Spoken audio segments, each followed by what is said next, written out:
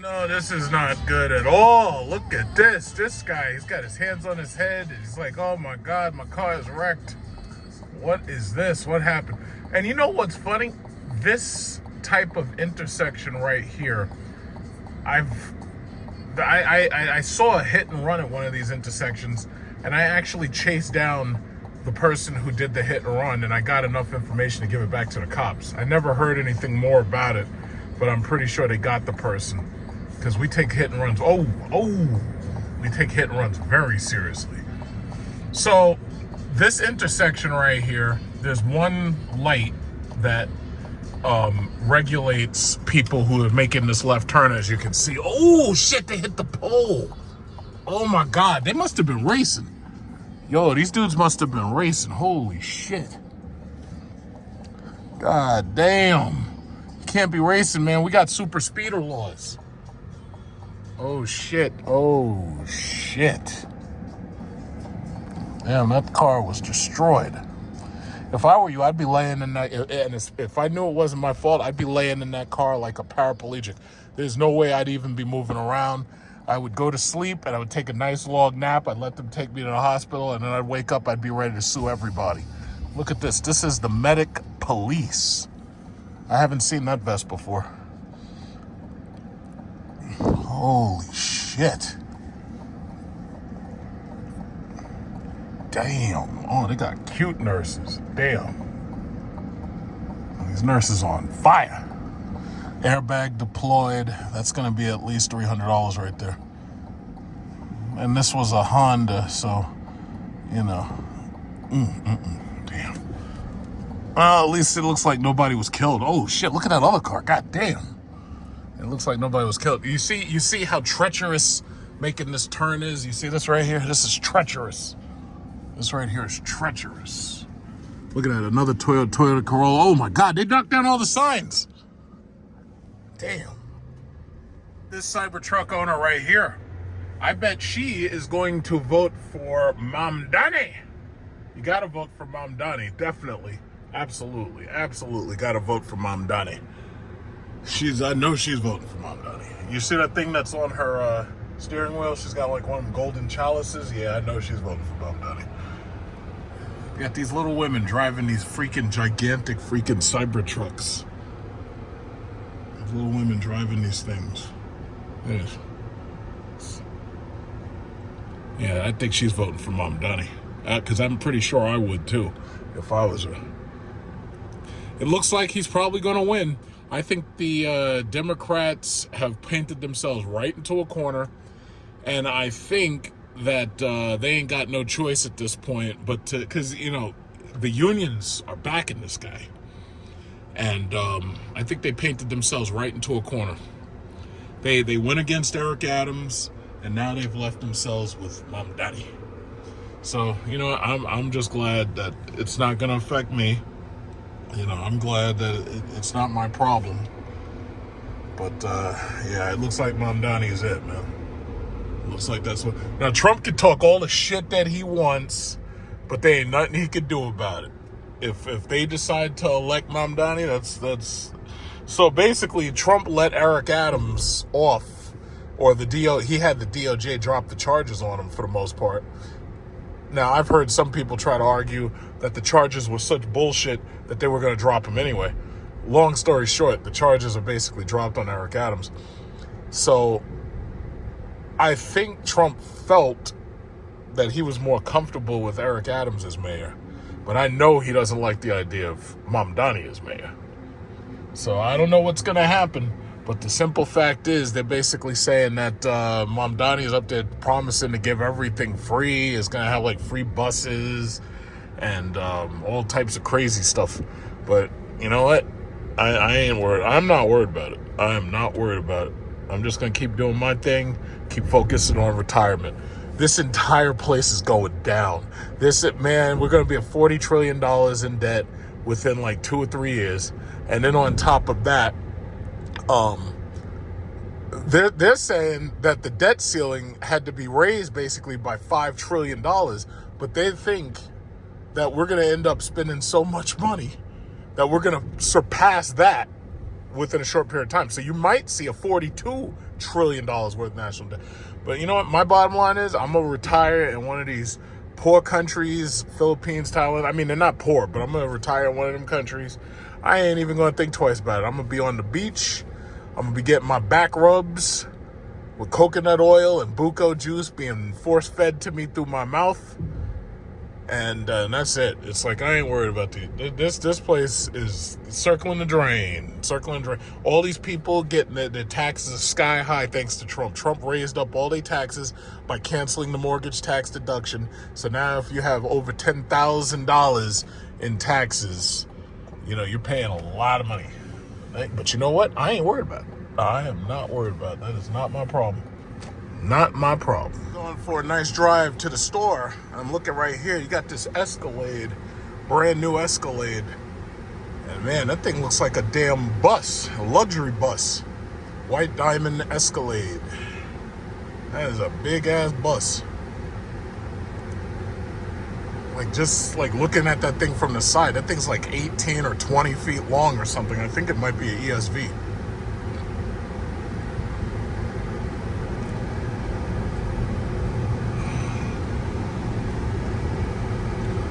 So I'm hoping when I take my car in for service, they're saying that they're going to try to lend me the Escalade IQ since they have a loaner for it.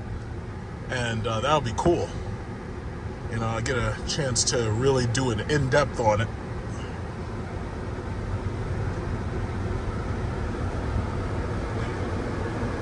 This thing is freaking huge. This guy. It's like the front end of that thing is just so big. Everything about it is just big. I like how they incorporated some of the design of the Lyric into the front end. Very cool. Very cool. Here I am. I'm finishing up charging. I should be done in like 1 or 2 minutes. And I basically went to the store, get myself some little groceries. It's Friday evening. And, you know, a lot of people are worried about the EV tax credit. Uh-oh, we got a Fisker pulling up. So, yeah, there's actually online, there's on YouTube, there's actually a story of what actually happened to the Fisker after, the Fisker cars after Fisker basically went bankrupt. There's a leasing company up in the Bronx, and they basically bought up all of their cars. And now, you know, it used to be you'd see these things once or twice. Now you see them every day. So, you know, that's like a whole big story. But Fisker had a long history. It's like they went bankrupt back when we had Hurricane Sandy in 2012. And back then, Tesla was basically just getting its legs. But Hurricane Sandy flooded an entire yard of Fisker Karmas at the time. And caused like $30 billion worth of, you know, destruction. You know, Hurricane Sandy did a whole lot more destruction than that, but Fisker just wasn't able to swallow it. And, you know, it's sad because I actually like the Fisker Ocean. I think that's probably the first car that they actually built that I actually did like, because the Fisker Karma and the new Fisker Karma, the Revero, you know, I got to tell this guy right here that the charger's not working on the A side. They have to reboot it. But I got to tell this guy, I got to let him know. But I'm about to leave anyway, so I'll let him know. In fact, I'll get out right now and tell him. But yeah, Fisker was screwed. And they went under because of that Marquise Brownlee review. That pretty much put the nail in their coffin. So, yeah, let me just tell this guy I'm getting up. I'm getting out of here. Oh, my God. Look at that. We got a Nissan Altima. Uh-oh. Who's driving it? Gee, I wonder. Uh-oh. Uh-oh. Who's driving it? Who's driving that Nissan Altima? Oh, my God. You got to watch out for those things, man. Those things will hit you, and they will tear your bumper off, and they will destroy your car. If Shaniqua, Keisha, or I don't know what it is. How did Nissan Sentras and Nissan Altimas get such a horrible reputation? I don't know what it is. It must have something to do with low credit scores. It usually has something to do with low credit scores, definitely. I don't know. Keep that thing away from me. There's a prospective customer right there looking at buying a Vistic. So that's that Vistic right there. I'm just stopping in because I wanted to see if they have any sales on the Cadillac XT4. And we got an XT5 from my dealer last month from my aunt. And now I want to check and see if we can get any decent deals on the Cadillac XT4. So there should be something, because I think eventually you're going to discontinue the XT4 if I'm not mistaken. So I'm going to just check on that. But that's why I wanted to stop in. I made my service appointment for later in the month, and I'm hoping that I can get the Escalade IQ as a loaner. But if I don't get the Escalade IQ, I'll take the Vistic as a loaner, because it'll only be for like a day or something. Because all they have to do, I got to get my tires rotated, and I've got to get my, fluids checked, you know, the transmission system or whatever. But it's nothing major. I just got, mostly it's tire rotation stuff. You got the Porsche over here, and got Porsche over here selling them Porsches. You got Jaguar in a fucking tailspin. They got cut loose from Range Rover, Land Rover. They got cut loose. And I don't know what the fuck is going on with Jaguar. Jaguar went so woke that they basically are going to end up in bankruptcy. I mean, they I don't know what the fuck is going on with them. Like, they are really fucked up. In fact, you know what? I want to just take a quick look while I'm here. I want to take a quick look at that electric, the little electric Macan, I think it is. Got a Ford truck. Somebody, see, these people be trading in these Ford trucks. They buy these boring ass Ford Raptors thinking they're going to race somebody. You're not going to race anybody. It's a fucking truck. And then they got the TRX out there. Just don't bother. Don't bother. Just stop. The electric Macan, 102,890. I like how people are like, oh yeah, well, how you doing? I like how people are like, oh yeah, well, I don't like electric cars. I don't like electric cars. The thing about it is, that's the future right there. I've been saying it for a long time. That's the future. Take it or leave it. That's the future. Got the Taycan right there.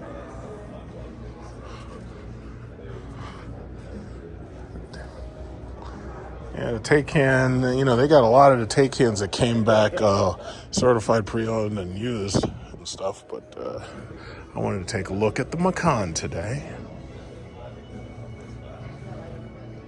So it's 103,402 horsepower. Now my car is 500 horsepower, and the Cadillac V Lyric is like 615 or 650 horsepower. And even the Cadillac V Lyric is only like, I think it's like 90,000 or something like that. So 102, it's like at that price, I could start talking about getting an Escalade. Interesting. Get two pictures there. All right, so this is, the trunk opens up automatically. Yeah, so it opens up to reveal that there's a frunk and no battery. Or no engine, I should say. The battery is the floor. Okay. Alrighty. Cool, okay. Alright, there you go. Does that automatically power close, or does it only just open up automatically? The the frunk, I should say. Open up automatically? Yeah, because it was like when you unlocked it, it just popped right open. The buttons are so close, and I press it. Ah, okay. I got you. Okay. So.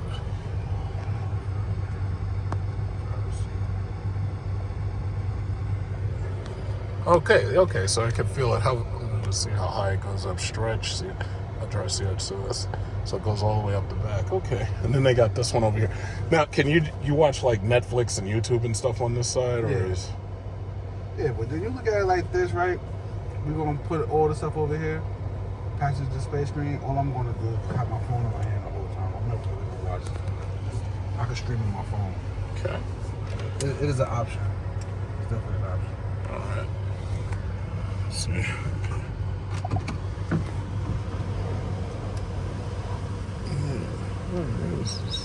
Oh, okay, so it opens the whole thing. Let's see. All right.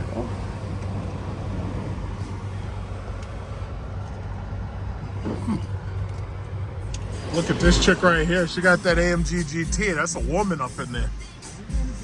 It's a woman. The GT 43, I believe. It's a black chick.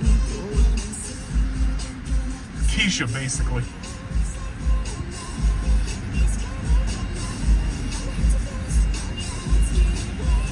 This guy got the Hemi Durango.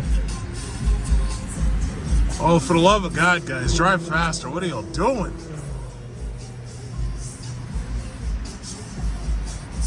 Okay, I gotta get from behind this asshole. This guy's killing me. Alright, look at this guy right here. Look at this guy.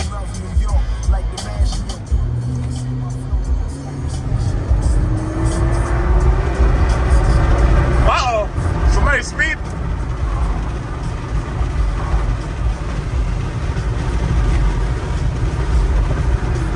Hey, this guy's speeding. Can't do that. That's illegal.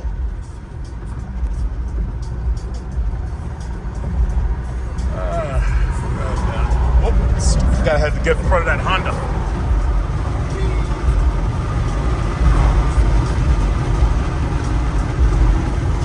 Yeah. It's not easy to keep up with these guys. But not impossible.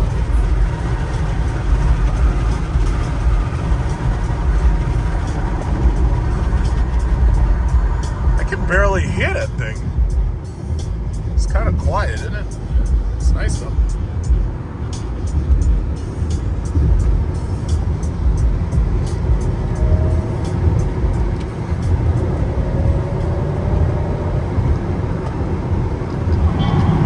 Trying to hear the engine, but you can't even really hear it from here. Let's see. Oh shit, is he kicking up rocks?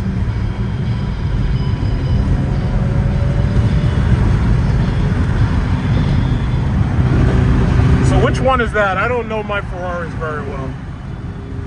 I prefer the Lamborghini Revuelto, but I don't know which number this is. This must be a SF90, but I couldn't see the front of it too well.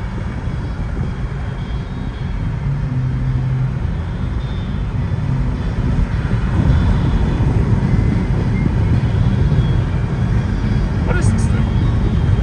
Is that one of those Stradales or anything?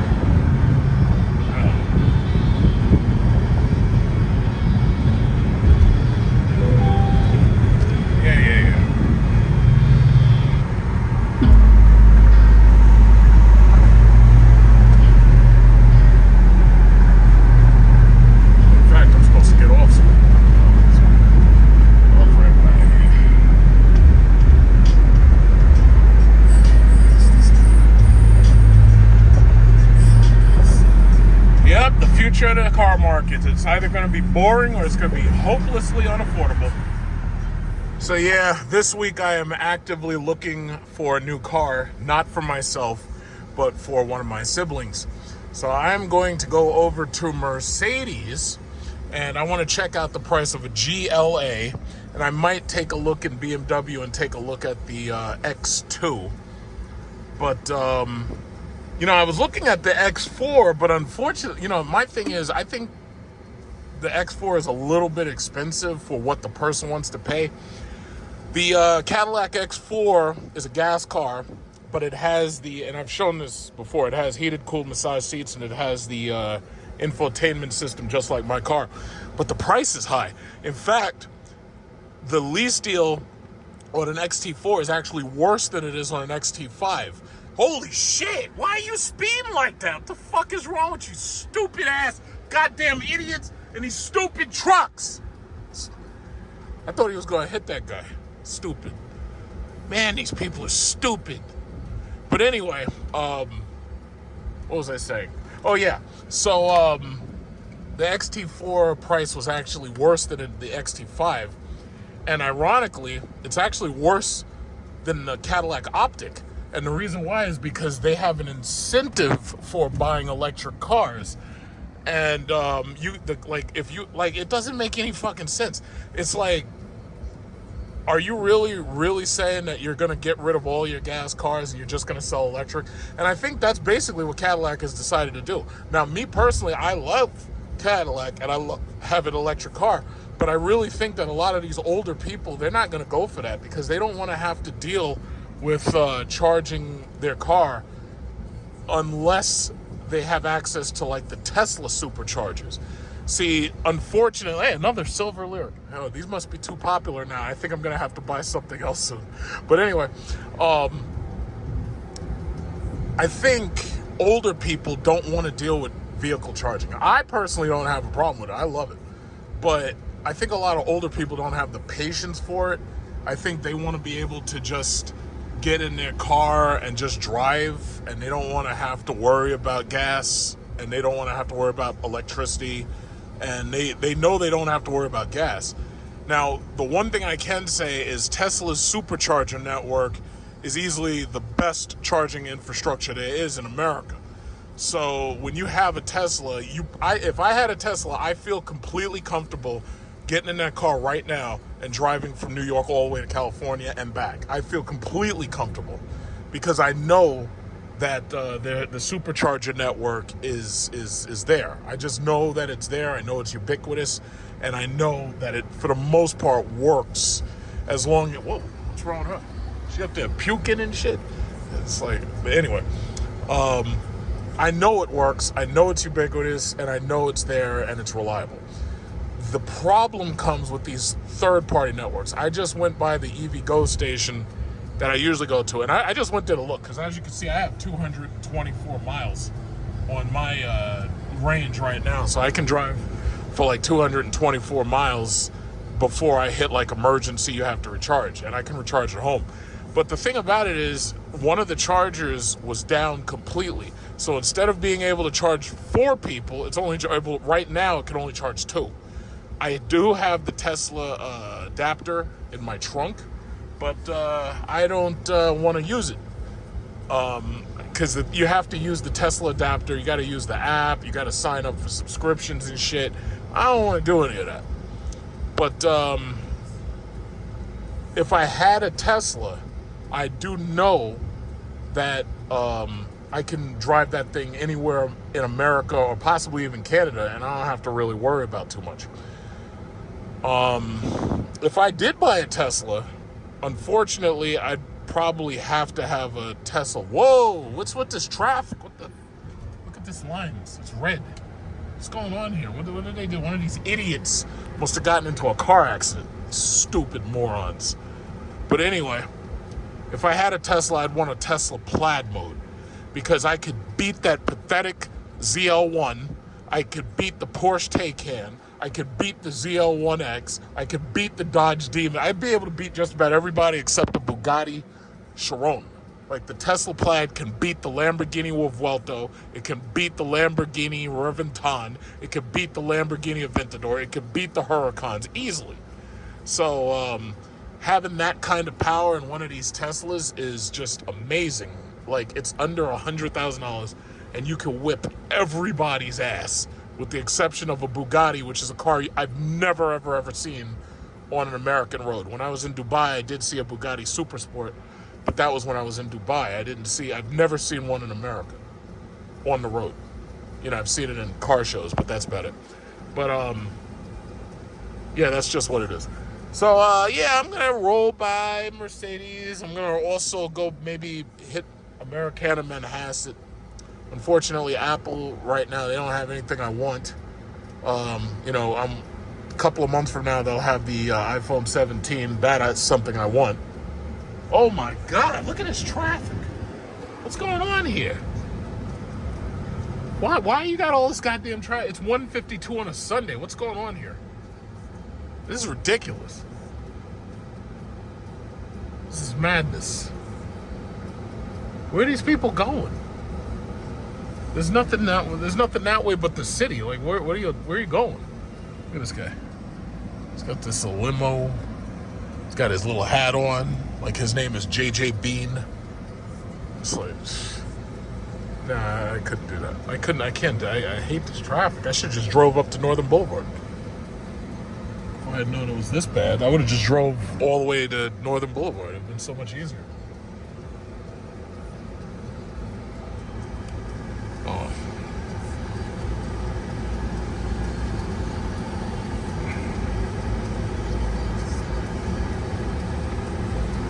Yeah, that's about that for right now. Let's get there and let's see what's happening over there. Let's see what they're doing over there. Now, this is really interesting. I've never actually seen an RHO on the road before. It's usually a TRX I see. So that's the RHO. And right now, it's like they're relying on that until they can bring the TRX back with the 6.2 supercharged Hemi. And yeah, now they know that I'm recording them. But that's the RHO. It says it's turbocharged, I guess. That's the RHO. And it's cool, but if I was ever going to buy a truck like that, it'd have to be the TRX. It would have to be. Or I would get the Silverado EV. You know, but I think Chrysler, Jeep, Dodge, man, they know they screwed up. They know they screwed up big time. They know they screwed up with that taking away them Hemis. They know they screwed up. And it's going to be a long time before they recover for that. So right now we're entering Americana Manhasset's area. I love coming over here. You know, every now and then, like, I'll come over here and shop and everything, but every now and then I just like coming over here just to see what's going on, because there's always something cool going on, or sometimes there's something cool going on. Like, this is where you go to shop when you're just basically trying to show off and waste money. You know, the only thing I come over here for is Apple, like, you know, to go to the iPhone store and everything. You know, because most of their clothes, it's like women's clothes. It's like, I don't buy none of that stuff. Not unless I'm looking for a gift.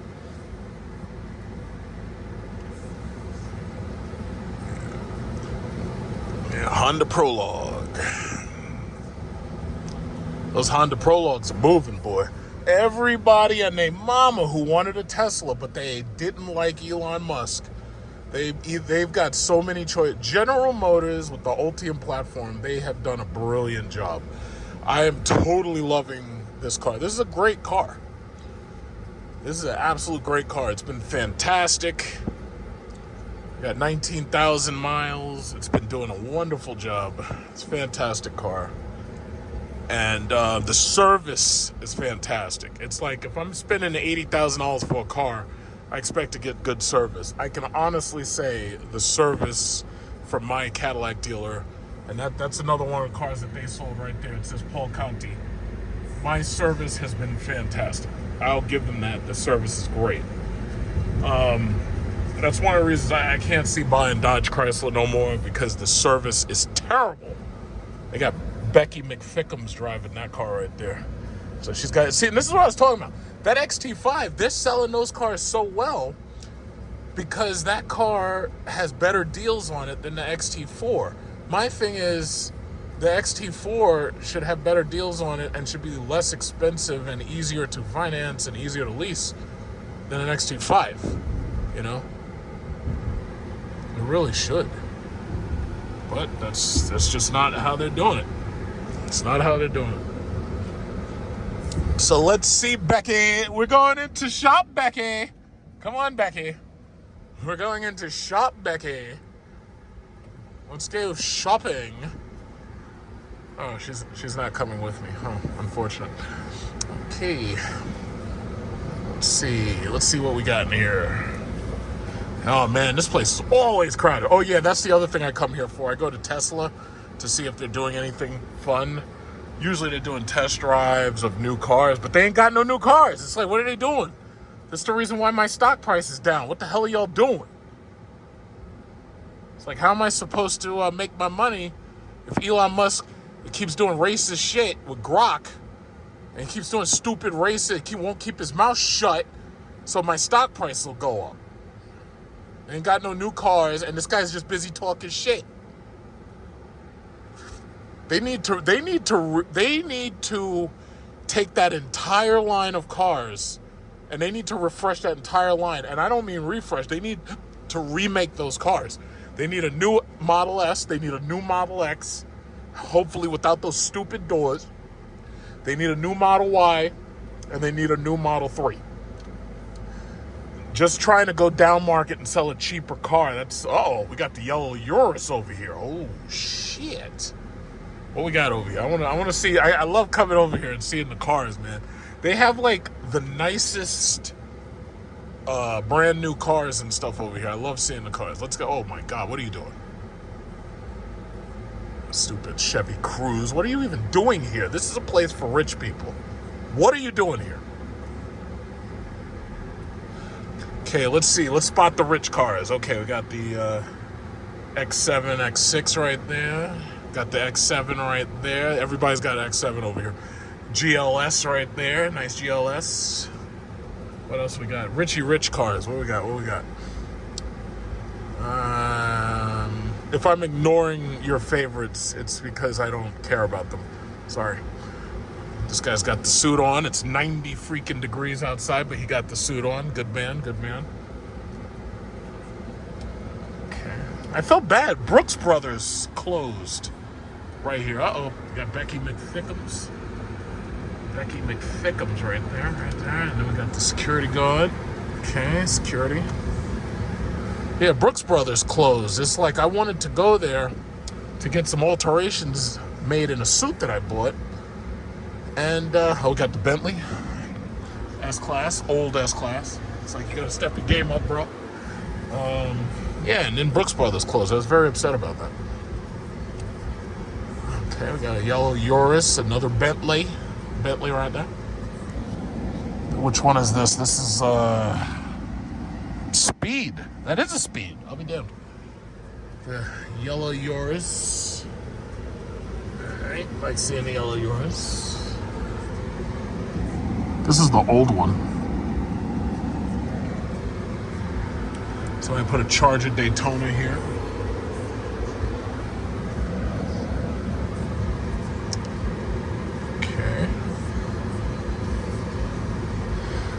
What is this? A G-Wagon. This is G-Wagon heaven. They got so many G-Wagons here. What's this lady doing? This lady right here and her Benz, what is this, a SLK, I think? SL55. Okay, she's quite old. We have this Porsche. Oh, this guy's not passing.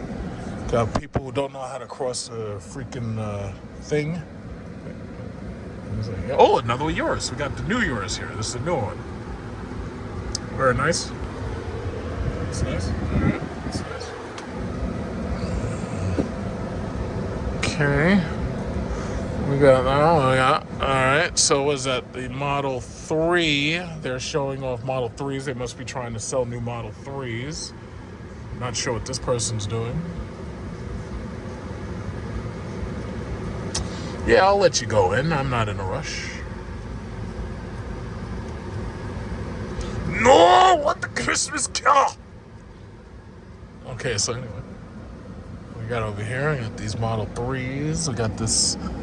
That must be a new color for the Model X. I think that was a new color I read about. Okay.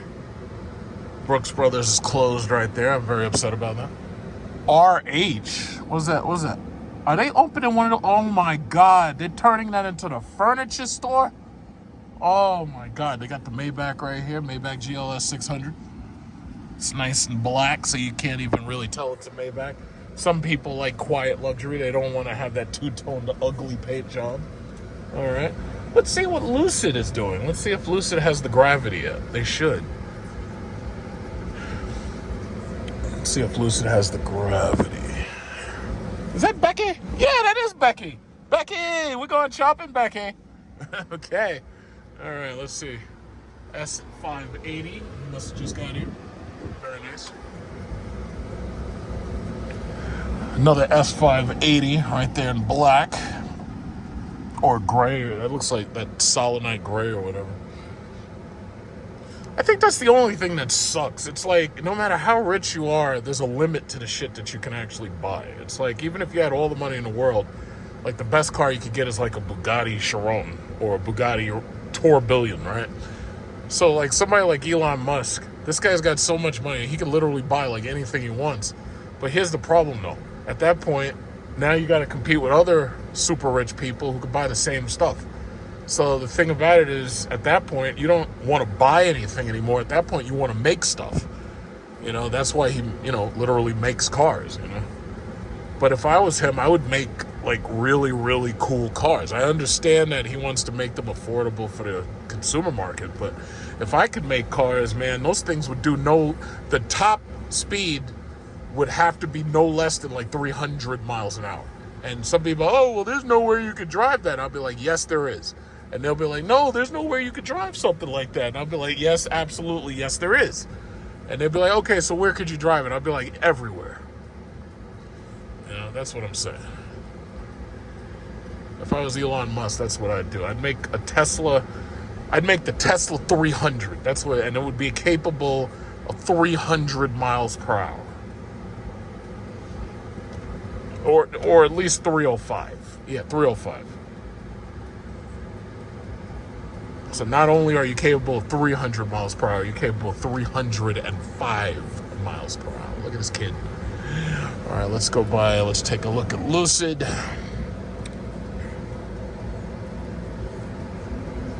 In fact, no, I'm going to go this way first because I want to see if they got any Lambos or Ferraris parked at the what is it called? At the sushi bar. Yeah.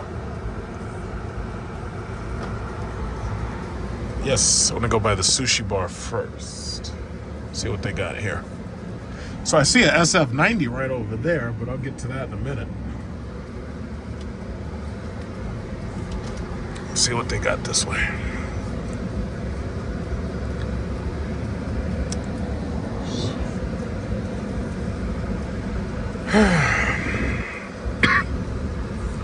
See if there's any supercars back here. They usually hide the good stuff.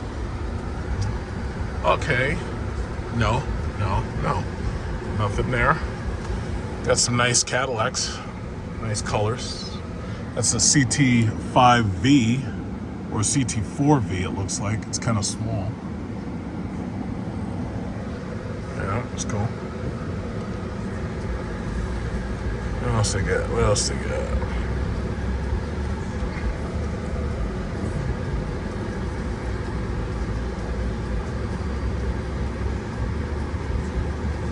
Cybertruck, obviously.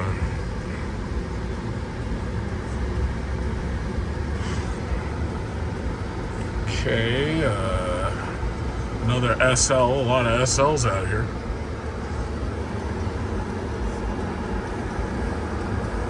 That's 580s. Yeah, I see that all the time. Okay, let's go back the opposite direction. I want to see the SF90. I think it's kind of funny. When those SF90s came out, they were charging people top dollar plus markups for those. And now the SF90 prices plummeted, or at least they went back to where they should have been, like, at MSRP. I just don't understand why people pay over sticker for this stuff. And then they end up so deep with depreciation and negative equity that it's like when the new thing comes out, they can't just easily upgrade, Yeah. So it is what it is. A lot of Escalades, a lot of Wagoneers. Got Becky up here, Becky McThickums. Becky McThickums was going shopping, parting ways.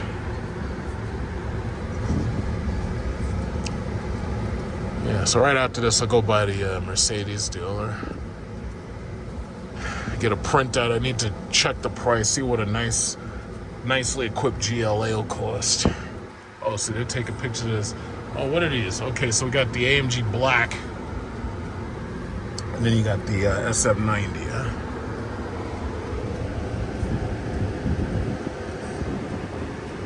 Oh, that's something else. That's pretty cool. I never really liked Ferrari, though.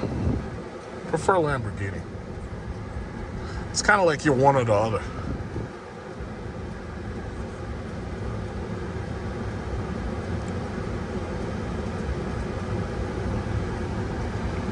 Okay, I got a Nissan Sentra.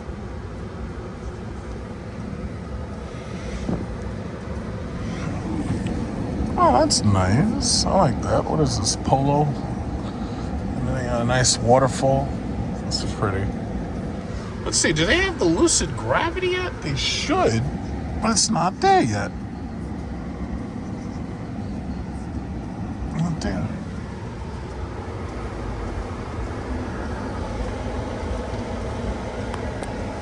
Excuse me. Sorry to bother you. Did you guys get the Gravity yet?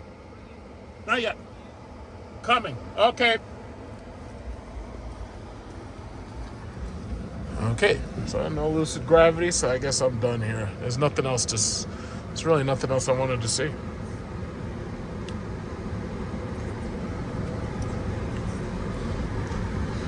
Okay, on to Mercedes. Let's see what they got. So this week, we're going car shopping. So I'm specifically looking at basically $50,000, I guess you could call them small SUVs.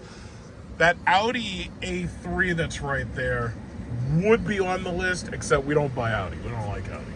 I'm sorry, we just don't like Audi. So Mercedes is on the list, BMW is on the list, Cadillac's on the list. What else is on the list? I did want to take a look at that Buick Envista, because I do like the Buick Envista, and I think that for the person that we're buying it, I think that would work out very nicely as a nice car. I don't know exactly what color we're looking into, but I'm going to take a look and see what colors are available, see if there's any lease deals, and we'll go from there. But no, we won't be buying any G-Wagons. Like this half-naked chick right here. She's got very little on. Spaghetti straps. Very nice. Alright, let's go. So yeah, the Mercedes is right down the block. This is where we've purchased from in the past. And I think, a couple of videos back I showed you we had to take back off of lease a GLS 350. And that was a couple of weeks ago. And then I took my aunt and we went to Cadillac instead. And she bought an XT5. And she prefers, believe it or not, she actually prefers the Cadillac to the Mercedes. She didn't like the engine noise. And she also didn't like the way it drove. She loves the Cadillac. She likes the way it drives. And she prefers it. So, considering she's the one putting down the money and she's the one paying for it, it's like she gets what she wants. This lady. She's going to Whole Foods. She's getting her Whole Foods. All right, let's keep going. Mercedes S580 right there. This is basically when you come over here, this entire place is nothing but, it's like luxury. Everything's like luxury brands. Yeah. Oh, Rolls-Royce Cullinan. Holy shit. G-Wagon. Another fucking G-Wagon. It's like a clump. It's kind of like going to Dubai, except in Dubai you see way more sports cars. Like, I know sales are probably slow here at Long Island sports cars. Because, look, they got a bunch of Aston Martins sitting there, just sitting. They got a bunch of McLarens just sitting. It's like, how do you sell a McLaren when Lamborghini's putting out Revueltos and Temerarios? Like, how do you sell a McLaren? Like, there's no way I'd buy a McLaren over a Lamborghini. There's just no way. And that's not saying the McLaren is not nice. Oh, yeah, it's nice. It's just not a Lamborghini. I'm sorry.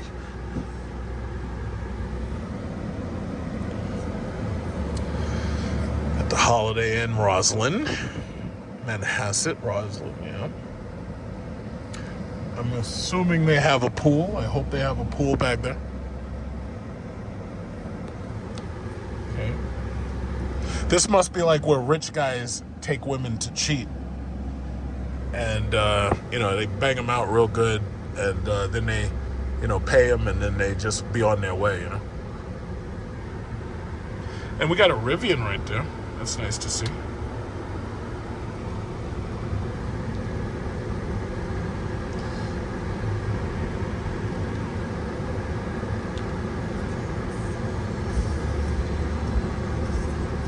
I hope you enjoy the ride-alongs as much as I do. I love riding along. It's fun. But yeah, it's like with this car market, it's either boring or hopelessly unaffordable. Oh shit, that's the E-Performance. That guy, he's got the E-Performance. Very nice.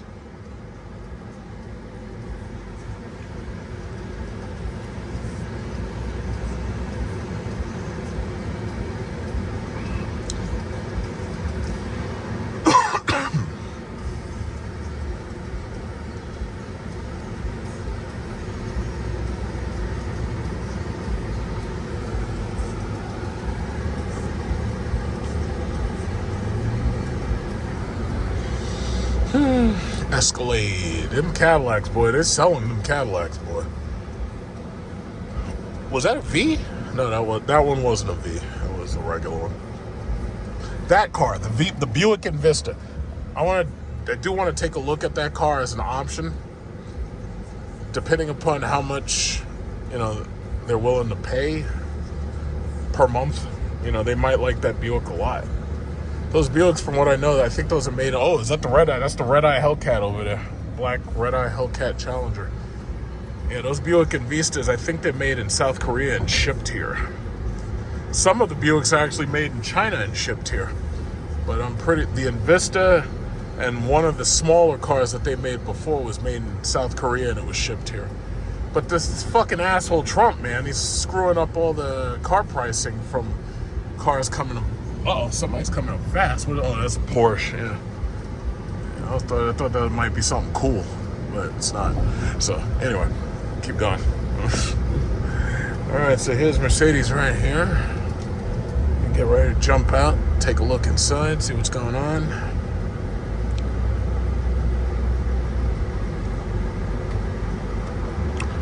All right. I ain't got that many people here on a Sunday. Oh, that's too bad. They're selling a lot of those SLs, I see. Oh, this freaking Tesla took my favorite park. Let's see where he's parking. Maybe I can steal that parking. You know what? Yeah, he's pulling out his cell phone instead of a key. That might be his Tesla. It is! He's pulling out a cell phone instead of a key, you see? That's my park, goddammit. It's my favorite park. Get out of it. Let's go. You had enough time. Let's go.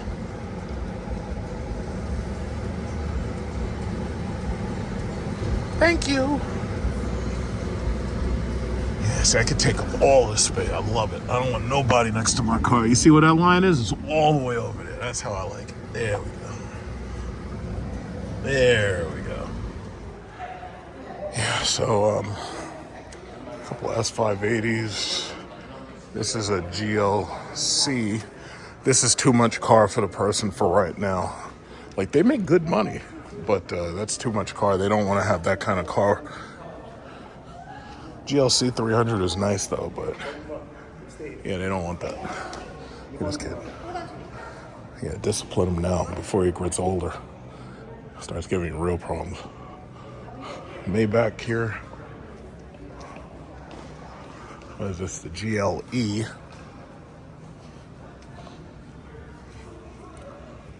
Okay, this is an E-Wagon 450. And there's the C-Class. A regular car is not out of the, a regular car is not out of the question. What is this? This is a 580 2025, $150,000. And it doesn't even have the televisions. Very disappointed. Okay, so this is the E-Class. I already looked at that. This guy's a S580. So I just looked at, they don't have many GLAs in stock. The new ones aren't here, but let's see. Oh, there it is. Yeah, they don't have any new ones in stock. Whatever, usually give what, 500, 1,000, whatever. Yeah. This one does not have televisions in the back. It's a little disappointing. It's got the AMG carpets, no TVs. So you'll buy 5 tickets. I think there are 100 are raffle tickets. Yep. I prefer, me personally, I like this. I just like the way I sit in this thing. This thing is so freaking huge. And you can actually put people behind me. Very, very nice. Will it turn on? Probably not. I guess it's dead. Or close to it. Nothing. Okay. The red interiors, they're really kind of nice, but I prefer the macchiato or white. Like, they have a deep white, but that's like a color you have to order. And it comes with the full package, the rear seat, entertainment, and the heated massage seats and ventilation and everything. But what would really, really make me want to buy this is once they replace this with the super screen that they have in the EQS. When they replace that, that would make me say, yeah, I got to buy one of these. Right now, yeah, it's really, really nice and everything, but everybody's got one of these things around. As you can see, it's like these things are everywhere now. But we'll see. Now, this guy right here has the real TRX right there. To hell with that RHO nonsense. That's the real TRX. Look at that thing. Ah, damn. That's the real TRX. Yeah, you don't want no damn fake ass TRX with some fake turbo six cylinders in a truck. Like, who would do something like that besides Ford and Lincoln? And they wonder why they're losing so many sales to Escalades. I mean, that's just stupid. I was like, yeah, according to our data, we can make more horsepower and more torque by using a turbo 6-cylinder. It's like, yeah, you're fired. Nobody wants that. Nobody want no goddamn turbo 6.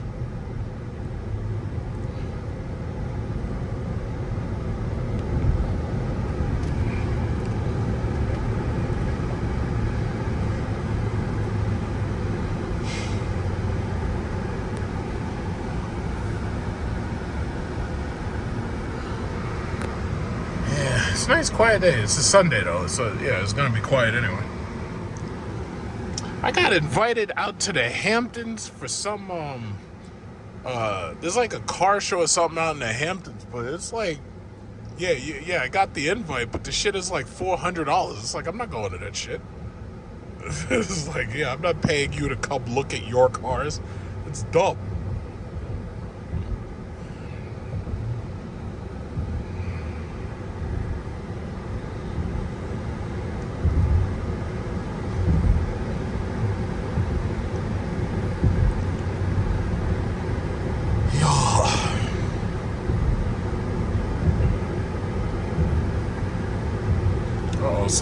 Raccoon terminated.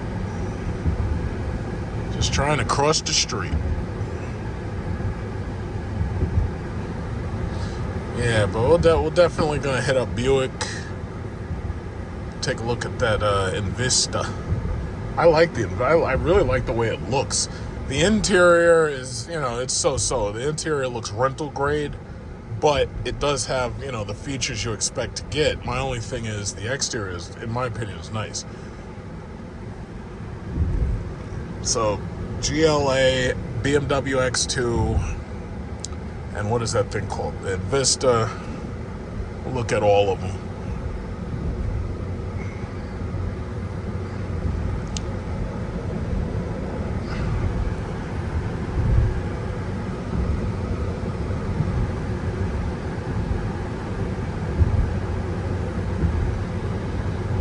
I wish the XT4 was cheaper, or at least I wish the lease deal on it was better. That would be a really nice sale. But we'll see. We'll see what happens, because anything's possible.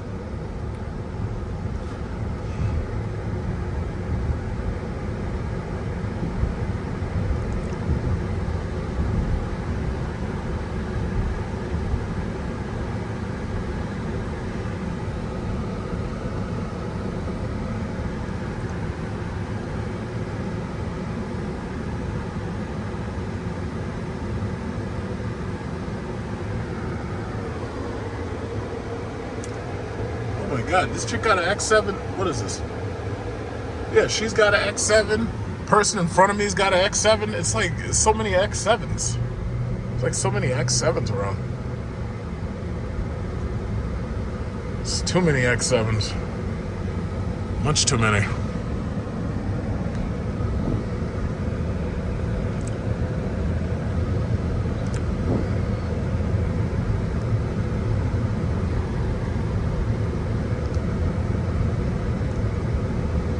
Subarus, get that thing off the road, please.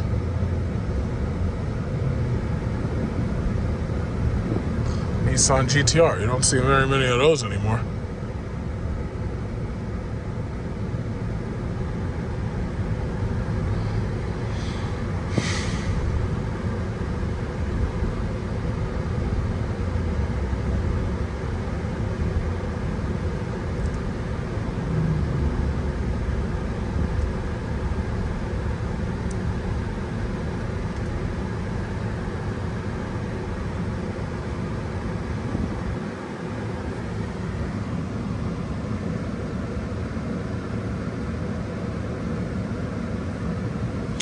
Oh yeah, I can turn here.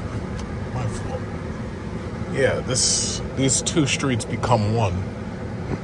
Yeah, I could turn here. I don't have to go to the next one. Oh yeah, can't do that.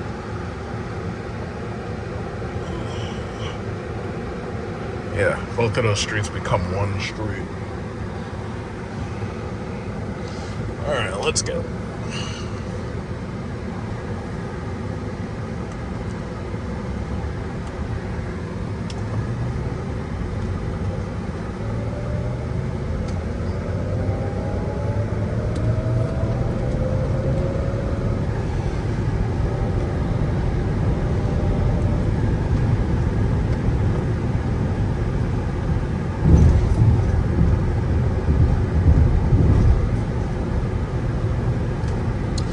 Oh, you know what I'm near? You know what I'm near? I am right next. Okay, what is this? Old Westbury? I am right next to the service road. Yeah, we're gonna take Old Westbury to the service road. I want to see what Lamborghini got at the dealership. Obviously, we're not buying anything there. Ain't spending that kind of money. Yeah, I forgot about that. Because the BMW dealership is up this block, but there's a Lamborghini dealership like right over here. I want to see if they have any Revueltos on the floor. It's usually when you go there, it's just Uruses. They don't usually have Revuelto. They don't usually have one. But if they do, I want to see it.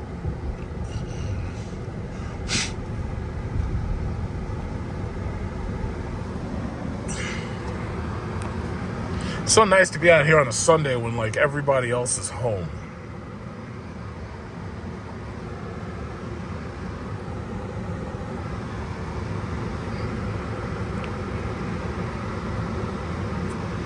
So I'm basically Lamborghini is closed. So I just want to go there. I just want to see what they have inside. And then I'm just going to go to BMW. So I just want to see. Okay. I'm going to turn now. Yeah, there we go.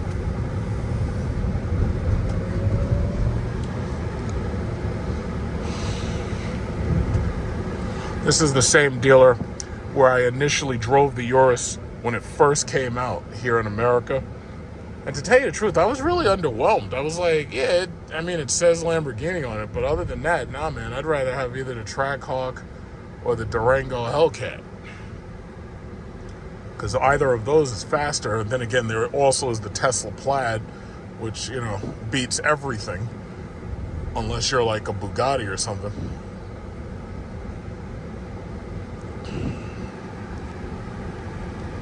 This guy likes to drive at like less than 25 miles an hour. Now the speed limit, mind you, is 30, but this person is driving You know what? I'll just deal with it. There's no, normally if I wasn't videotaping myself, I would fly right around this turkey. But you know what? Oh, wow! Look at that house. I think these are like horse riding areas and stuff. Like they got like freaking castles and shit over here. Very nice. And the taxes will bankrupt you. Yeah. They got some expensive house. The houses over here, from what I've seen with Zillow and everything, the houses over here typically do not exceed like $10 million. But when you go to the Hamptons, the houses easily exceed like 15, 20, $30 million easily. Easily they exceed it. So basically anybody over here, it's like, unless they're in one of these clubs, like they have some clubs here, they got golf clubs and stuff. They got golf clubs. I think they have equestrian horse riding and stuff. But most of these people are older, senior citizens, and wealthy. Like these are them people who saved up all their money all their life, and they are rich. In-ground pools and shit. Very nice.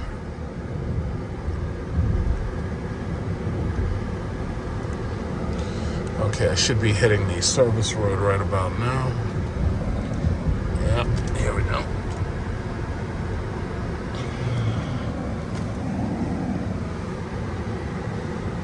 Hello, wake up.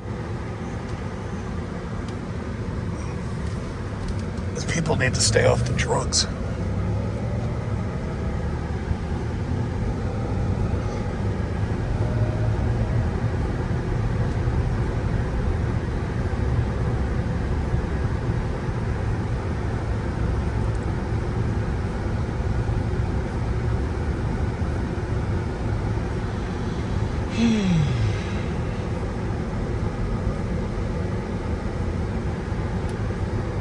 It's just so nice. You got like super clean, super neat roads and everything.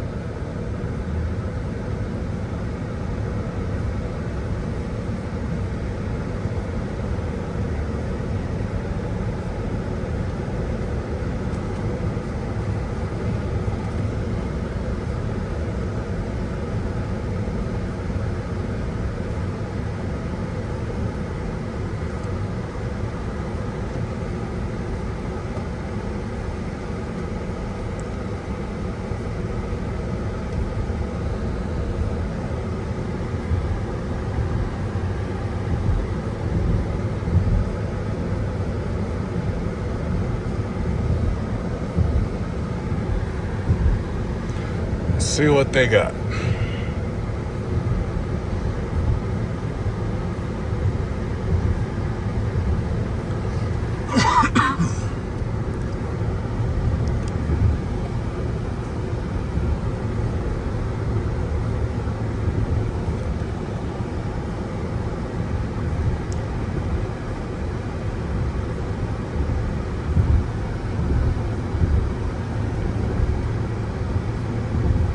Shit.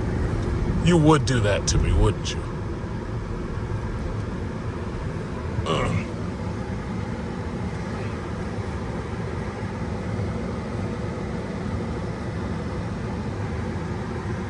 That's like a punishment for not speeding. If I had been speeding, I would have easily gone right through that light. And it would have been green. The punishment for driving the speed limit is red lights.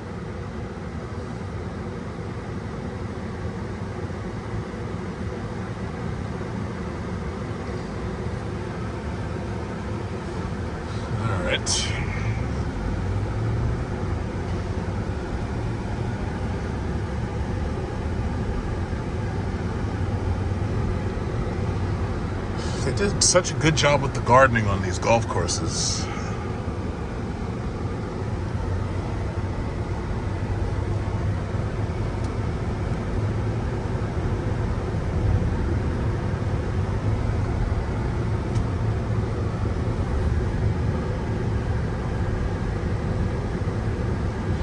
Okay, here we are coming up on it now.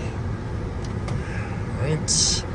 Let's see what they got. So they got the Porsche dealer right here, which I honestly don't give a damn about, but I don't like Porsche at all.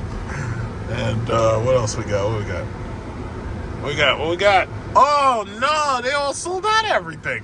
All they got is a Urus. That's like it. They just got a Urus. It looks like one of the new ones, but that's it. It's just a Urus. Oh, well, nope. I spoke too soon. We've got the Revuelto. Oh, they got a purple Revuelto. That's cool. In fact, I want to get out and take a close picture of that. Yep, you see it? I got that Revuelto right there. Purple Revuelto. Very nice. And that Urus. That's all. Cool. Okay, so that was interesting. Now, on to BMW. So that's it? They got like 2 cars? I know they're selling, but damn, just 2 cars? That's it? I remember sometimes. Oh, well, I see a Stellantis. I see a, what is that, a Huracan Stellantis back there? Or that off-road one? That's been there for a while. I think they're having trouble selling that shit.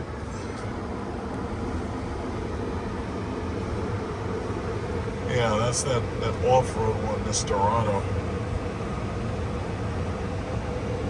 That's it. You just got like 3 cars. Oh, they got the Cullinan sitting up in there. Yeah, the Cullinan's nice, but it's just so gaudy. I guess some of these people, they don't care about that.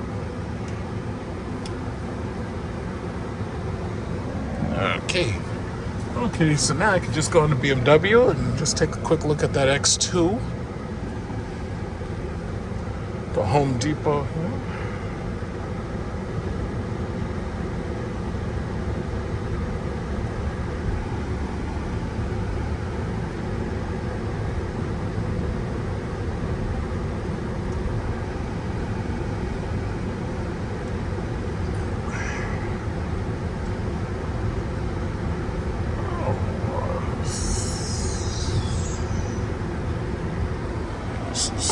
Westbury Jeep Dodge Ram. I know they're having problems.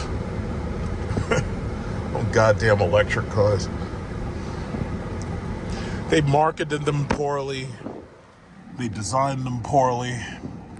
And they can't sell them. Yep, that chick is pushing the S-Class. Look at her. I have got to get me an OnlyFans. I have got to figure out a way to sell my feet photos. Because when I could do that, I'm going to be rich. I'm going to be super rich. I'm going to sell my feet photos.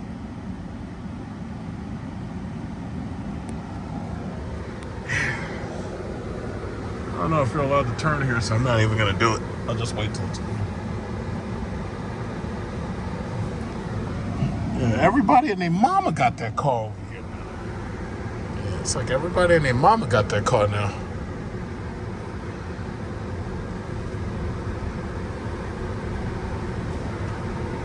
Yeah, every time I go to a Jeep Dodge Ram dealer, you can see those freaking electric cars sitting there right up in front. You can see that one.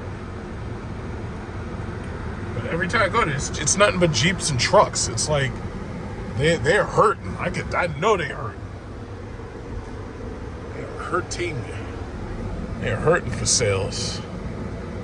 That ain't my problem.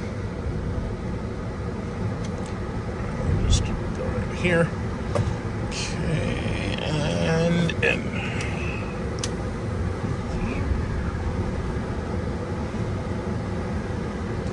There's a guest parking. Let's see, is there a way I could park not next to one of these turkeys? I'll park next to these turkeys.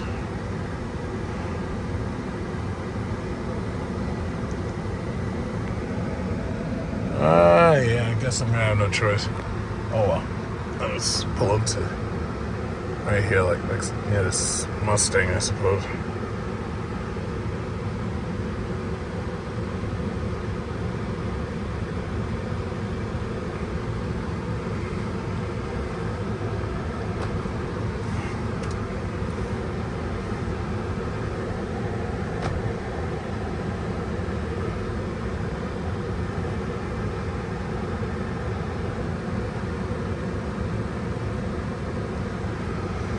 All right, so this is BMW Raleig's showroom floor.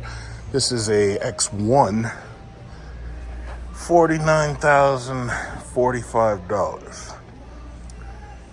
I don't know what kind of equipment that it comes with, but take a look. It's so we're looking for not too big, you know. All right, so the interior is kind of nice. I probably won't fit comfortably in this damn thing. Yeah, this is okay for a person who's 6 feet tall or shorter. You know, unless you like to really lounge. And I like to lounge. This, honestly, like, this interior is plain as hell. I don't know how people be talking BMW up like crazy. Oh, well, this is actually, you know what? This isn't too bad. This is X1. Okay, this ain't too bad. Okay. It's not too bad. I can drive this comfortably. Yeah, this is not too bad. I get to sit straight up. That's a benefit. Tells you the hood's open, so you can't do anything. Okay, it's not too bad. This is kind of nice.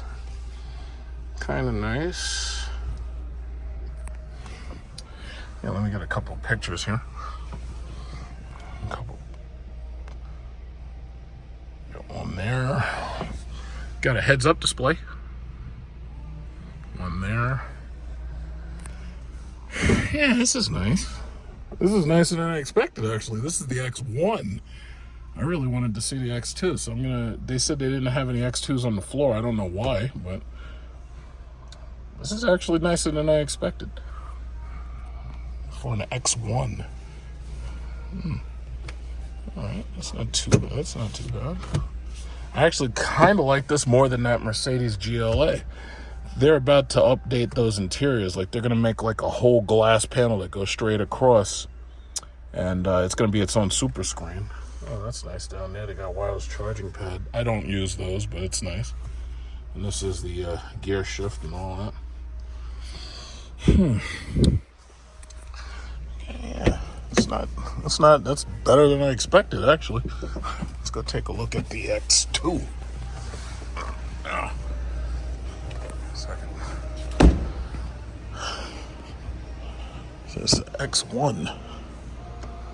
Yeah, that's not bad at all. How the fuck do you close this damn thing?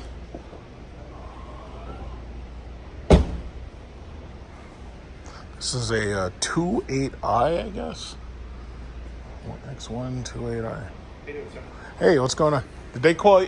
Oh, hold on. I was asking about the X2, but they don't have one on the floor. You got one in the back or something, or did they send you? Did they send you to me? No, I was being. Oh, cause she called somebody. I don't know who she called. It's one of I'm not sure what X2 is somewhere. Oh, okay. X2 This is one of those X5Ms. I'm just waiting for the salesman to come down. And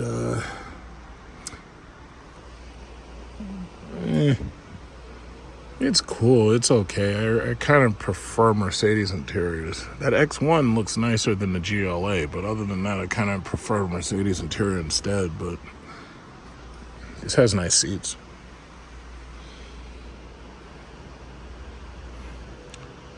Yeah, but we'll see. Basically, at the end of the day, you know, the choice isn't really mine. If it was just my choice, it would be something totally different. But it's not my choice. But we're just going to test everything. It's got a heads-up display, and it's okay.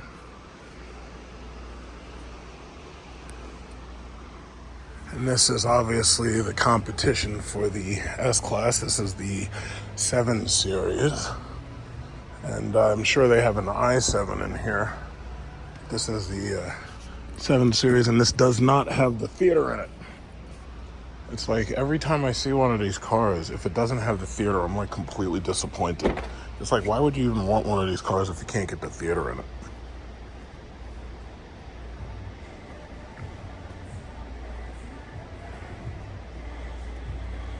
The S-Class interior is so much better.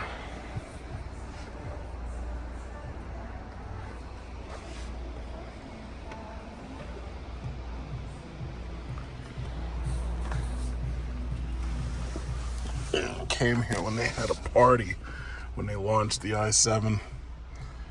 Yeah, I mean, it's nice, but it ain't no S-Class though. No. Yeah, it's cool, but again, it ain't no S-Class. The S-Class, they just designed the shit out of that car. And they did a really good job with this car. I really think this crystal stuff is tacky as fuck, I think. And I was reading online, they were saying, yeah, crystal add-ons and stuff, people like scratch it with their fingers and their keys and stuff, and then it starts to look bad after a while. So if you have that stuff in your car, you could so attest. Yeah, it's nice, but it's just not my cup of tea. I'm sorry, it's just not my cup of tea. Just not my cup of tea. And the leather is nice. That's one thing I do. The leather in these 7s feels like the leather that you get like when you're in a luxury airplane. You know, the Mercedes leather is just a little more plasticky feeling. But then again, most of the stuff is not real leather anyway. A lot of the stuff is synthetic. But I just couldn't see buying this car without that theater television in the top. I just couldn't do it. Oh, here he is. Okay. All right. Okay. Yeah, that's nice. Yeah, the same size. You know that, right? Now, they're the same size car. There's no big difference in the size? You just lose headroom in the back seating a little bit. So you lose a little headroom. On that too. All right.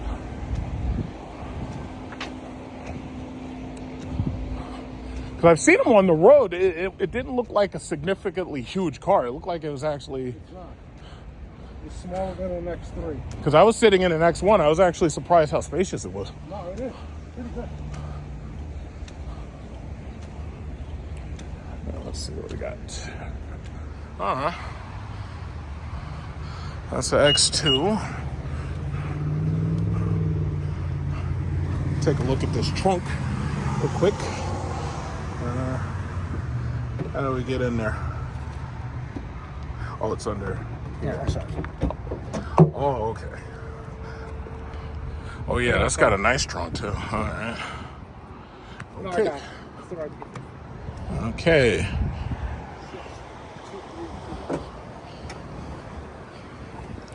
Back. Okay, back seat. Okay. All right, so that's a nice little back seat right there. Okay. All right. Okay. All right, so this is 50,220. 42,850 plus all that stuff is 50,220. So I'm guessing this one has heated and ventilated seats. No vent seats. It doesn't have ventilated seats, just heated. Just heated seats. Okay. Okay. And panoramic moonroof. Okay, so we got the panoramic moonroof. The sunroof does not open. Oh, this is a sunroof. It's not a moonroof. Ooch. Mm-hmm.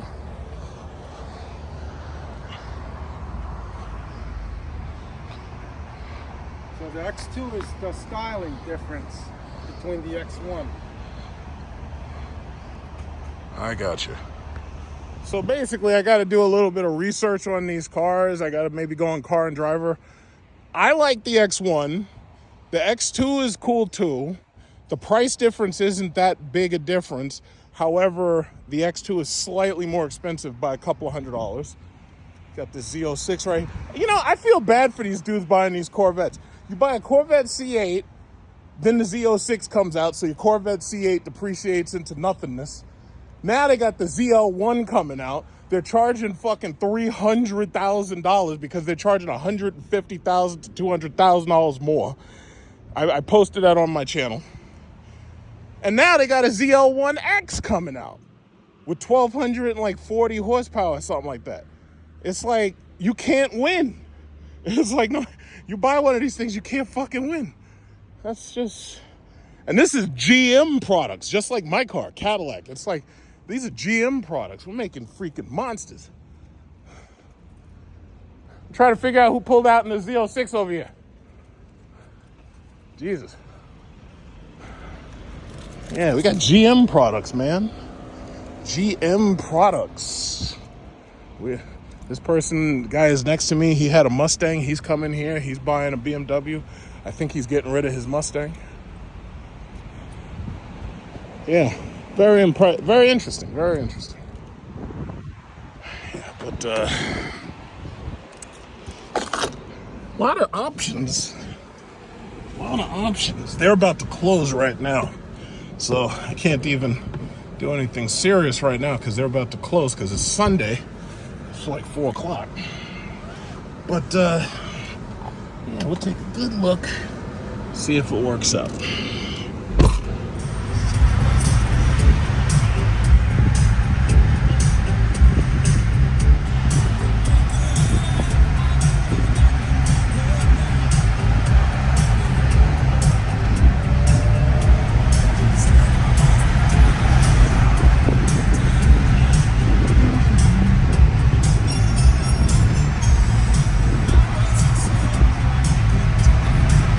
Morning. So as you can see, I decided to get this day started out, get this charge on. What is this, Monday morning? You know, there's like nobody else here. Figure start the week. Like, I'm on summer vacation, so it's like I got nothing else to do. So I get my morning started off with a nice charge. It looks like it may be about to rain. But they did say it was gonna rain, which is great because my flowers and my plants, now I don't have to water the garden. And rainwater is better anyway. So yeah, here I am. My new usual, I guess you could say, or the new normal. And yeah, nobody else is here, just me. So this will take a little while and then I'm out of here. So yeah, later this week, gonna go do that car shopping, and we'll see what the best possible deals are. To tell you the truth, it's like I'm looking at these printouts that they gave me, and they're talking about how much it costs for lease versus the finance and everything. And to tell you the truth, these prices, in my opinion, are high. Like, no matter how you slice it, the prices are high. But fortunately, in this case, I'm not the person paying. In fact, what's that right there? Is that I don't think that's a Wagoneer S. No, it's definitely not. I think that's like a regular Jeep Grand Cherokee. Man, they made that car so ugly. Like, this car, that car has lost like all of the character since, like, you know, my Jeep SRT. That thing is terrible looking. Even this, I think the old models look better. Like, these things just have more character to them. Oh well. Poor guy has a V6. That sounds terrible. But yeah, see these luxury apartments, these luxury homes.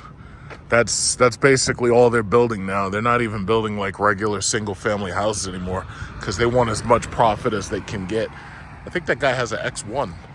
Yeah, see, I like the X1 and I like the X2, you know, and we're gonna test drive those. We're gonna see how we like them.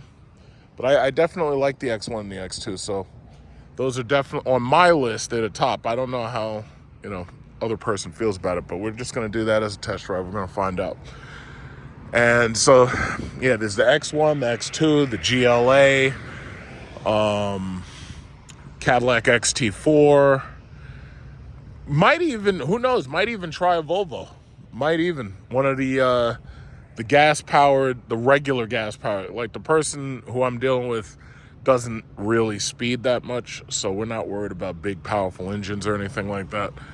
But I really can't think of anything else. I mean, there is Mazda, but we don't really buy Mazda. Buick sounds like a good idea. The Buick, what is that thing, the Invista? That's a nice size. It's a nice looking car and everything. But we'll figure it out. So we're definitely gonna lease this one, not a finance. And the reason why is because in this case, we definitely want to lease. So you know, drive it for a little while. If you like it, you can keep it. If you don't like it, you can give it back. You know, that's another option right there. But those Range Rovers, the lease deals on those Range Rovers are horrible. So, you know, I never really considered a Range Rover. But if she wants to check out a Range Rover, we check out a Range Rover. Because it's, you know, it's not me driving the shit. So, you know, I just want to get the best decent car with the best deal that I can get, you know. Man, you got a gated residence and shit for a luxury apartment, man. That's ridiculous. Like, those people are easily paying 2 times what I'm paying every single month. And I've got houses, and they're paying like twice. They're paying that to live in a freaking apartment. And I understand, yeah, it's luxury. So it's got like, you know, the nice floors, and probably, you know, it may have high ceilings in there. They probably got those big high ceilings. But my thing is, it's like, unless you're an old person and you're retired or something, it's like, nah, that's... If I was old and I was retired, yeah, I would live in something like that, like a condo. Because even in the Philippines or Thailand, that's exactly what I would live in. But at my age now, it's like I can deal with a small house. You know, not like one of these really, really big houses where you got to have a maid clean it and shit. No. I ain't paying nobody else's salary.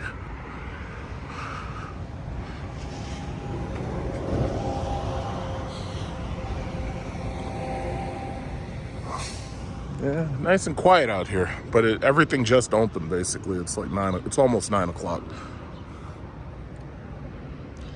Now I'm thinking about that Air India Boeing 787 Dreamliner crash, and they're saying that the pilot may have committed suicide. They're saying that the pilot may have basically cut off the fuel and crashed the plane on purpose.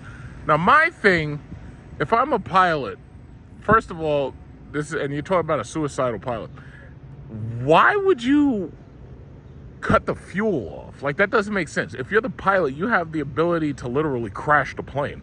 Why would you cut the fuel off?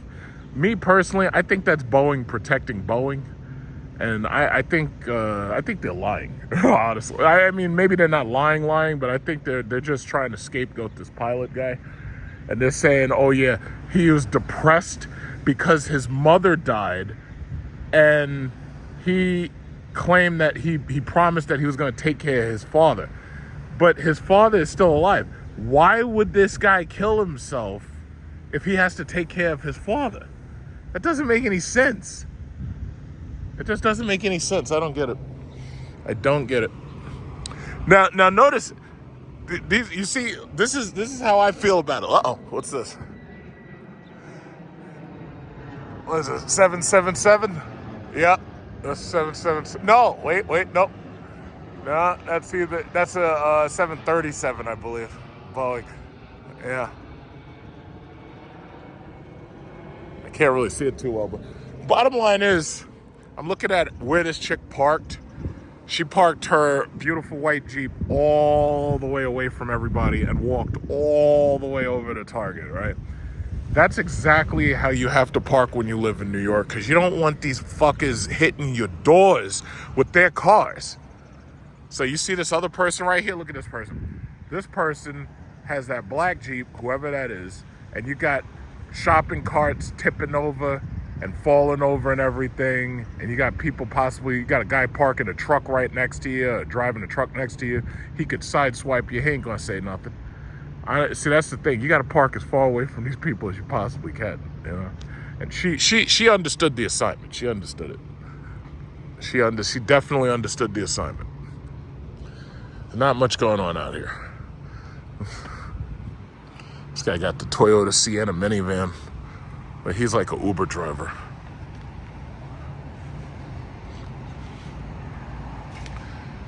Okay, what we got here? BMW X3.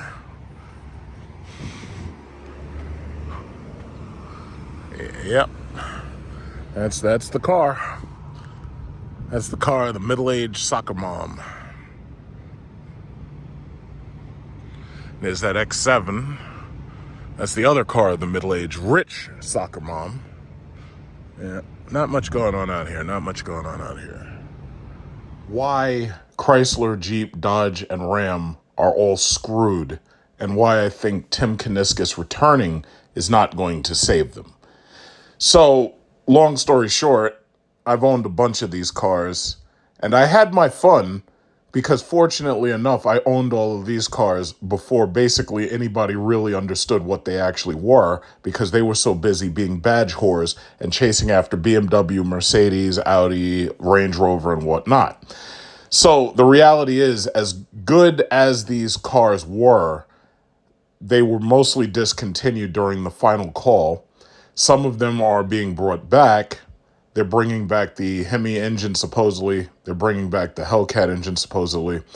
But the reality is, times have changed. And there are reasons why I absolutely think that just because Tim Kuniskis has been brought back and put in charge of the product, that he's not going to be able to save them. So the first thing is the interest rates. Back in 2016, I bought my Hellcat for, what was it, $76,000 on the sticker, and it had an interest rate of 3%. Interest rates since past the pandemic of COVID have basically hovered far beyond that 3%. They're more like 7, 8, 9%. The issue ultimately comes down to the fact that anybody who would try to buy one of these cars, even with perfect credit, you can't get a 3%. And now you'd be paying pretty much damn near twice what I was paying for my car. And back then it was about $1,060 a month. And this was back in February 2016. Interest rates are ultimately set by the Federal Reserve. Now, I had to argue with somebody that, oh, yeah, interest rates are set by your credit. Yeah, well, I had excellent credit back then, and I was able to achieve the lowest interest rate, which was 3% or like 2.99. But the reality is now, even if you have excellent credit, you're facing interest rates that are much, much higher, and therefore the vehicle price is much, much higher. So the simple fact is, interest rates alone start to determine what the deal is going to look like, simply because it costs you more money. Now, there are some people who will pay for these things in cash, but they're very, very far and few between. Most people are not paying for these things in cash. Most people are either financing them or leasing them. Leases at a 1% or 1.9 or 2, yeah, that can work. But the reality is the majority of these people are not leasing these cars because SRTs have traditionally had horrible leases. So what that means is that you got to finance it. You don't have the ability to finance as aggressively as Tesla does. So that means that you're going to be financing at higher interest rates. So when you factor in that 4 or 5% interest rate and you add that to an MSRP that's over $80,000, no, you're going to come up with something like $1,400 to $1,500 a month, and that becomes progressively and aggressively unaffordable. Jerome Powell's in control of interest rates. I consider him the real man in charge, not Trump. The Federal Reserve, to me, is like a government within a government. They do whatever they feel like doing. They literally control the value of America's money. And Trump can bitch and complain and moan and whine all he wants, but Jerome Powell is still sitting in that seat every single morning. The next factor to take into account is markups. And basically, I could say that it's the car's MSRP plus whatever market adjustment they want to put on the car. Recently, Chevy has just started putting their ZR1 on the showroom floors. And as you can see, markups are basically so high that they're actually exceeding the price of the car itself. There's also another car coming, the ZR1X, which is more powerful. And you can bet that buying one of those might cost you $500,000 if you're already saying that a ZR1 is going to cost you more than $250,000. These prices are absolutely obscene. But the problem is most of these manufacturers don't have control over dealer prices, nor do the corporations. So ultimately, customers will bitch, moan, whine, and complain, but they may not be able to do anything about it. Now, the Dodge dealerships have mostly been starving.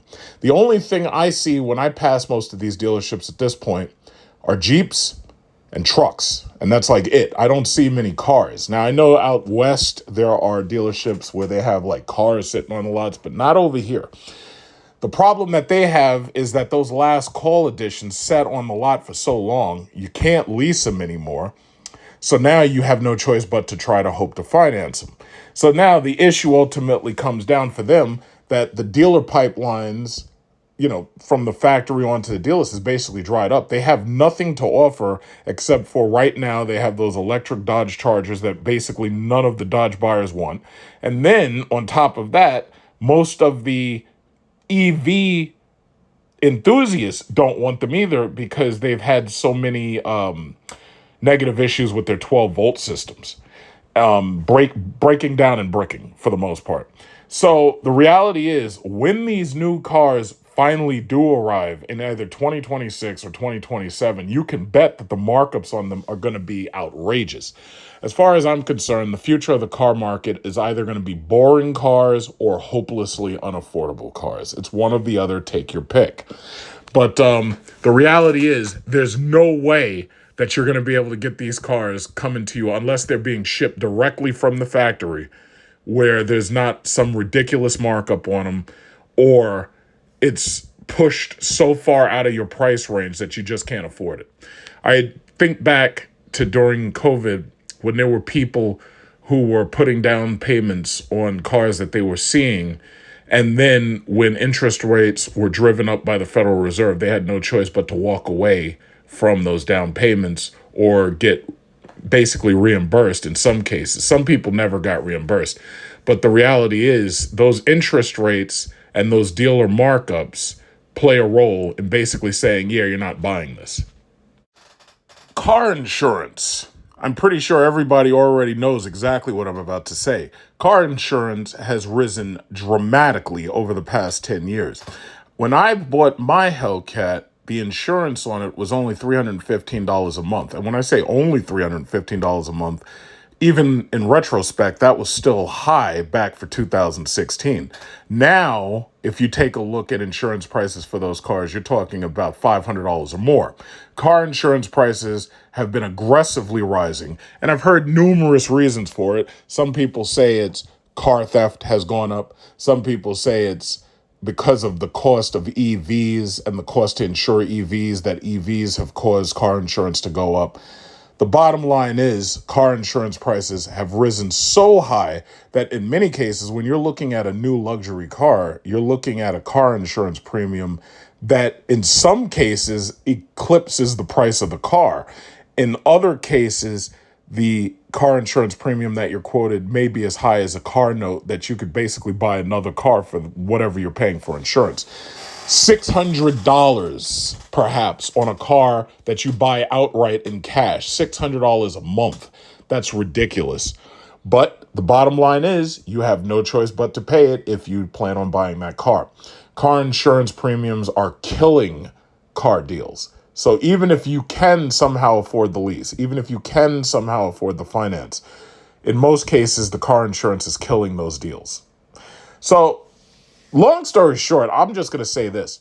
I do not trust dealers and I do not trust banks to do their fiduciary responsibility. They will sell you anything in order to make their commission each month. I do trust car insurance companies and I do trust FICO scoring agencies. I myself have an 850 FICO score, so I can basically walk into any of these car dealers and get whatever I want as long as I'm willing to pay for it. Car insurance is going to do their due diligence based on your credit scores and based on your previous car history. What they're doing is they are measuring your behavior. That's ultimately what this comes down to. I always think about the fact that Americans are so quick to criticize China for having a social scoring system. And meanwhile, you come back to America, you've got Social Security, FICO scores, car insurance, and you have a bunch of other things measuring your own behavior. It's easier to point the finger outwards than it is to point the finger at yourself, I suppose. Long story short, they're measuring your behavior. If you've gotten into a bunch of accidents, yeah, your car insurance is going up. If your car insurance goes up to the point where you can't afford it anymore, then I guess you're taking the bus or the train or whatever it is, or maybe you're calling an Uber. Bottom line is, car insurance absolutely will kill these deals. Car insurance is based on your credit score to some extent, so they're basically testing your behavior for paying back the bills. They want to make sure they get paid, by the way. And then on top of that, they're also checking your behavior as a driver. So if you do things to screw up your insurance, don't be surprised when the car insurance quote is so high that you can't afford to get a loan. 2025, Trump presidency. Gas prices are lower than they've been in 4 years. I'm going to combine gas prices with the cost of maintenance, such as oil changes and whatnot. But the simple fact of the matter is, I find it so amazing that they're, to some extent, celebrating gas prices being near lowest level in 4 years ahead of 4th of July. They're celebrating this when it specifically says the national average for a gallon of gas on Thursday stood at $3.16, which amounts to an nearly 10% decline from a year ago. Yeah, but you're still paying $3.16 for a gallon of regular unleaded. Anybody who remembers during COVID, without me having to pull up videos, during COVID, you could get premium gas for lower than $1.99. The last time I remember gas prices being that high was during 2009 when Obama was inaugurated. During COVID, you could get gas below $2 a gallon for premium unleaded. Here you're dealing with cars that only take premium unleaded. They don't take regular unleaded. If you put regular unleaded in these cars, you probably will damage those engines. And it's on you. And I don't think the warranty will cover that either. You have to pretty much use whatever's specified. The 5.7 liter Hemi demands mid-grade, and the 6.4 and 6.2 Hemis demand premium unleaded. The best premium unleaded, obviously, is 93. That ain't no $3.16. I could take you to a gas station right now and drive by and show you what the price of the average gas around here is, and you're really looking closer to $4. So while the gas national average may be down, the reality is, this kind of reminds me of what they say about if somebody's punching you in the face constantly. Like if you go to school every day and a bully punches you in the face, someday you might go to school and the bully comes in and instead of punching you in the face, he just gives you a slap on the cheek. And you say, oh, wow, I didn't get punched in the face today. Yeah, well, that's what gas prices are like. It's like getting punched in the face every time you stop at a pump. $3.16 is ridiculous. We should have better relations with our neighbors as far as countries go. Venezuelan oil is right there waiting to get pumped. There's lots of oil out there waiting to get pumped. Iran has oil, but we got sanctions on just about every damn body. So that's part of the reason why our gas prices are so high. You know, I don't hear them screaming drill, baby, drill anymore. I hear them really saying, where those Epstein files at? But the simple fact of the matter is $3.16, that's high. I don't care what anybody says, that's high. And fortunately, I've moved on to electric vehicles like a whole lot of other people have done, which is part of the reason why gas prices are starting to decline. It's really coming down to supply and demand. You have more four-cylinder cars on the road. You have more electric vehicles on the road. You have more and more fuel-efficient measures that have been taken by these car manufacturers. And that is pretty much what's helping gas prices decline, because it certainly is not global politics. As you know, we damn near basically in World War III, and we're literally bombing OPEC nations. So for the most part, gas prices are slightly down because we're probably using less of it, and we're probably getting more and more fuel efficient, which is a good thing. But the reality is, even at $3.16, that's high. I don't care what anybody says, that's high. So, yeah, you can celebrate that if you want. And what is this? It says Mississippi, the state with the nation's lowest prices, offers drivers an average gallon for $2.71. Well, I'll say it once again. During COVID, I was paying $1.99 for premium unleaded. And I was driving around like a madman at top speed. And I was having a great damn time because there was nobody on the road. And I was able to get from just about anywhere into Manhattan and out of Manhattan in 30 minutes flat. I was having a great damn time. Not anymore. So I say all that to say this. With these cars, gas prices are high. My Jeep SRT is 2015. It's paid off. It's just sitting there. I don't even drive it anymore because to me it's boring. But I keep it because there's no point in trading it in. But the long story short, every time you turn that damn thing on, that thing is getting like between 10 and 12 miles per gallon city. And I think the most I ever saw on the highway was about 14 miles per gallon. And that was under a light foot. But typically you don't drive those cars with a light foot, especially a Hellcat. A Hellcat, you're getting between 10 and 13 miles to a gallon. And most likely you're driving with a heavy foot. And even if you try to baby it, the thing is always idling because it has to keep itself activated. So maintenance costs have gone up. Those cars are not cheap at all to maintain. Front brake changes. Each rotor is $900. Each rotor. That's 2 rotors up front. Brake pads, $500. Even if you get like employee discount pricing, it's still over $300. The rear it's not as bad in the rear, but it's high in the rear too. When you have to change your coolant, high prices. Because you got to change, there's 2 different coolant reservoirs. Because you got to cool the Hellcat supercharger too. Oil changes, you're to what is $150? And now I know there's a lot of people, oh yeah, well I can do my own oil changes. Yeah, a lot of those people fuck up and seize their engines. I prefer to have the professionals do it. But, that leads me into the next thing I was going to talk about. While I was going to talk about the lack of really good service for these cars and the difficulty it is getting very good mechanics in these service centers, I think the more important thing to talk about is car theft. I live in a country that basically allows car thieves to get away with car theft. In some cases, people have been not only carjacked, but murdered in order to take their cars. Dealerships have had people break into the dealership, break into their safe, and literally steal their cars right out of the dealership. Homeowners have had to worry about parking these cars. You could park them in a garage and people will still break into your garage and steal them at gunpoint. People park these things on their lawn only to have somebody open their car using what are those things? Car fob repeaters or some type of computer accessory to break into their car. They can't trust that they can even leave these things on their damn lawn. Breaking in through the back window, I believe, doesn't cause the car to automatically start beeping its alarm.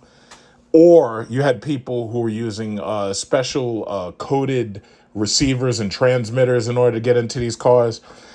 And as far as I know, Stellantis still hasn't dealt with that to this day. I do know at one point they had offered a small countermeasure, but it was something that was so simple to get past that it really didn't matter. So car theft is still a big problem. Nobody wants to buy something that you have to be afraid of parking it. Nobody wants to buy something that you can't be afraid to leave it in front of your house. Like right now, my Jeep SRT is sitting right in front of my house, but I live in a pretty decent neighborhood. A lot of these people don't, but they still want to drive luxury items like this. And for whatever reason, they think that they're immune. They think that they don't have to worry about dealing with car theft. For the most part, yeah, you do. And it's really sad. It's unfortunate, but this is what people have to deal with. And the question is, why should I buy from a company that doesn't look out for me? Speed limit's 70 miles an hour. You're doing 104 coming up behind me. As of 3 minutes ago, it is now an arrestable offense to do in excess of 100 miles an hour in the state of Florida. A man in Orange County caught driving 104 miles an hour just 2 minutes after a new law took effect. Officers all across Florida are now able to arrest drivers going more than 100 miles an hour. It's all part of the new super speeder law that went into effect on July 1st. These states and municipalities ain't having it anymore. No more speeding, no more takeovers, no more loud exhaust. They have started passing laws that you can't fix or forget. They have started cracking down on things from window tints, loud exhausts, especially street takeovers. That they were never playing with that. But with these new super speeder laws, as far as I'm concerned, they've basically declared war on anybody who has a performance car. So bottom line is these cars are built with track performance in mind, but guess what? They ain't no tracks around here. Nobody's trying to take their car to no damn track. They have cameras everywhere. They're passing laws that allow the police to literally come right to your doorstep or even take your car and impound it as evidence based on the fact that they have caught you on camera speeding. And if they're saying that anything over 100 miles per hour is a super speeder, that's, just really unfortunate because, it's sad. Around here, the average people drive around 80 to 90 miles an hour, sometimes exceeding 100 to pass. And most of these cars, for the most part, can handle it. The problem is when you get these morons who take these cars, especially the ones who steal these cars, and then they start driving super fast, and then they're trying to run from the cops, they're trying to evade police and authority. They end up getting into accidents, fatal accidents. Well, the states are not having it anymore. All of you are on notice. There was one other thing that I needed to mention, and it's the quality of the service centers. If Stellantis really wants to make a comeback, what they're really going to have to do is they're going to have to increase the quality of their service centers. If I'm buying an $80,000 or $100,000 truck or car or Jeep or whatever it is, I expect to have better service, number one, in the form of loaner cars available. I don't care if you got to go out to the used car lot and hand me the keys for one of the used Jeeps that you got. You should have loaners. And one of the things that I noticed with Stellantis was once they took over, it was harder and harder and harder to get a loaner car. Now, in some of these states, you can't even do business as a car manufacturer or a car dealer if you're not offering loaner cars, because some of these people have one car, and if they put it in for service, they have nothing else to drive. Now here, I've taken my money over to Cadillac and Mercedes. If I go to Cadillac, like for instance, I made a service appointment for my car for its long-term service, they're going to lend me either the Escalade IQ or the Cadillac Vistic. And that's fantastic, especially for my content generation. You'll see that video come up soon. If I go to Mercedes, they've offered me S-classes as loaners.